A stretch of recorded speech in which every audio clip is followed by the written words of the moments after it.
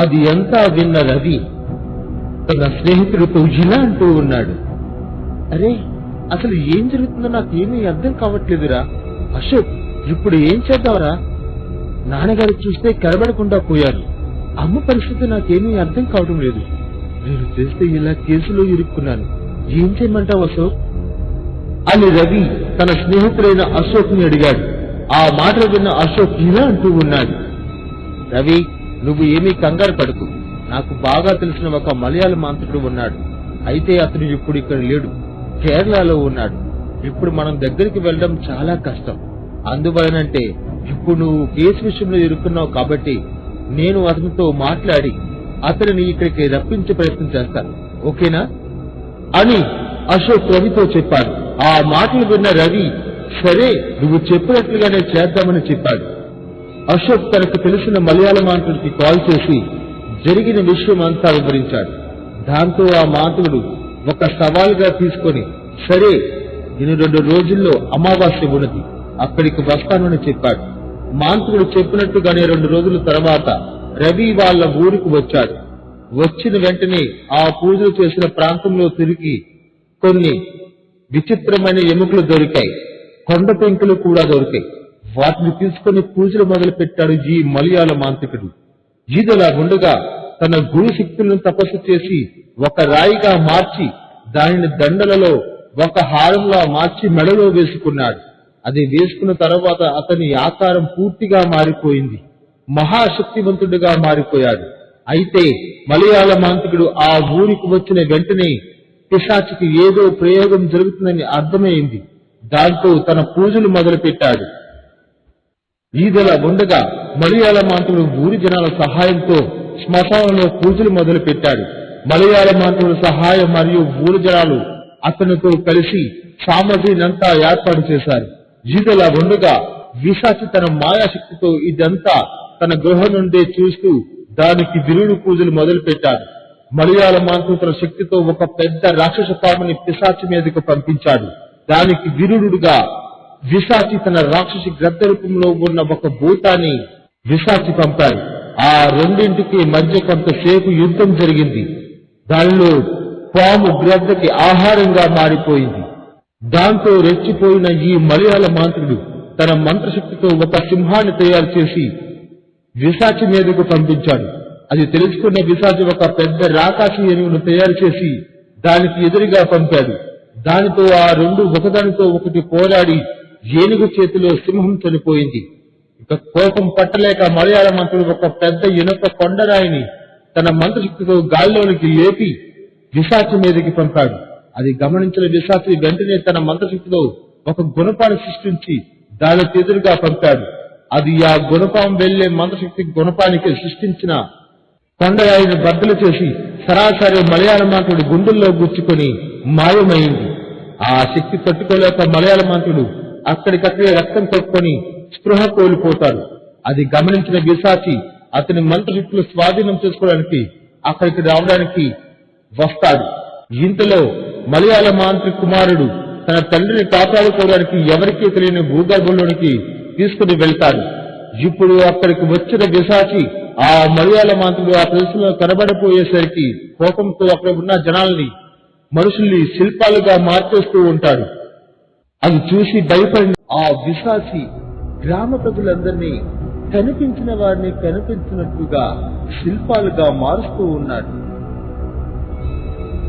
అలా గ్రామ ప్రజలందరినీ శిల్పాలుగా మారుస్తున్న సమయంలో అప్పుడు అక్కడికి వస్తున్న సాధువు చూస్తాడు.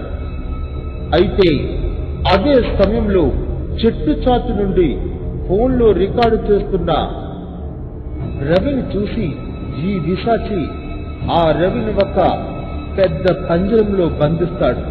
అది ఎంతా చూసిన సాధు విశాచి దగ్గరకు వచ్చి, బాగునాయనా, నీ కోపానికి గల కారణమేమిటి?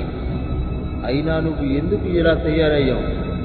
ఇప్పుడు నిన్ను చూస్తే నాకు భయంగా ఉంది. ఆ మాటలు విన్న ఈ యొక్క విశాచి చాలా కోపంతో ఇలా అంటూ ఉన్నాడు. వద్దు స్వామి, నన్ను ఆపొద్దు. నేను ఈ ఊరి ప్రజలకి నా శక్తితో శిల్పాలుగా మార్చేస్తాను. వీళ్ళ వల్ల నేను నా జీవితంలో చాలా కోల్పోయాను. ఈ ఊరిని వాళ్ళని విడిచిపెట్టే ప్రసక్తే లేదు అని కోపంగా అంటున్నాడు ఆ పిశాచి.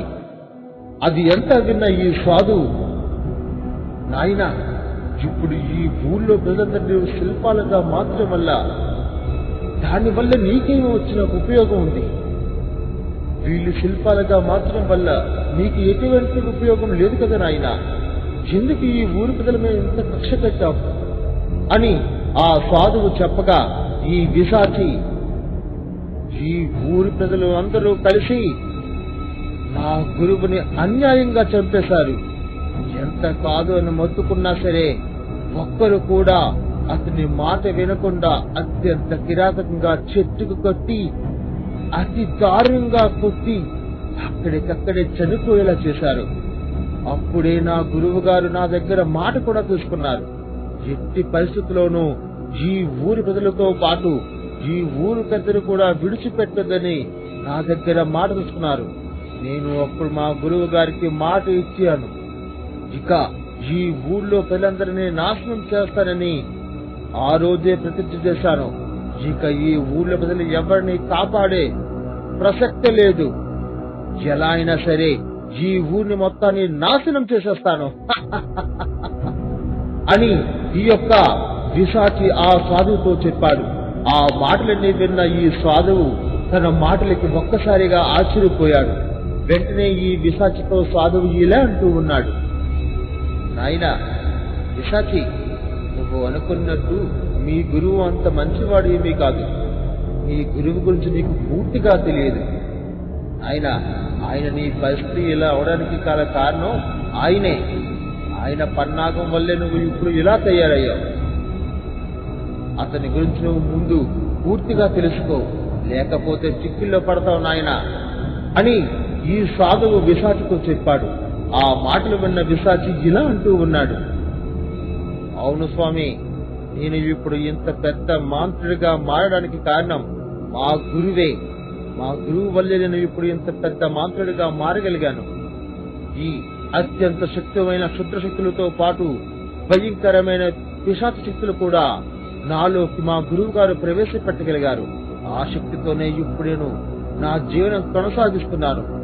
ఈ ఊళ్ళో ప్రజలు ఎవరిని విడిచిపెట్టను అని కోపంగా ఆ పిశాచి అంటూ ఉన్నాడు.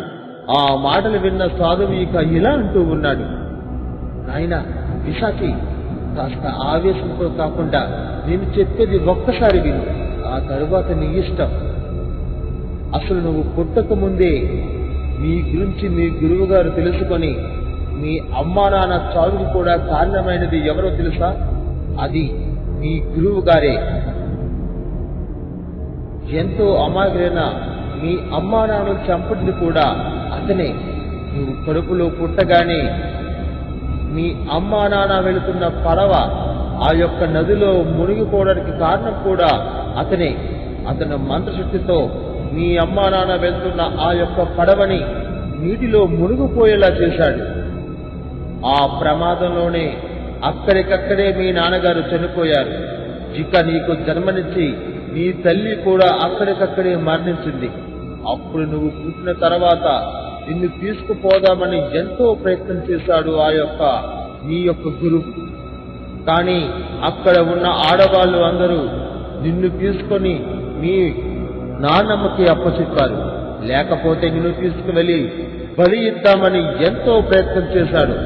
ఎన్నోసార్లు నీ దాకా వచ్చి నిన్ను బలి ఇవ్వడానికి సిద్ధమయ్యాడు. కానీ తనకి అనుకూలమైన పరిస్థితి జరగలేదు. ఇప్పటికైనా నిజం తెలుసుకో పిశాచి, నువ్వు అనుకున్నట్టు నీ గురువు అంత సౌమ్యుడు కాదు. ఇప్పటికైనా నిజం తెలుసుకో పిశాచి అని ఆ యొక్క సాధువు చెబుతాడు. ఆ మాటలు విన్న ఈ పిశాచి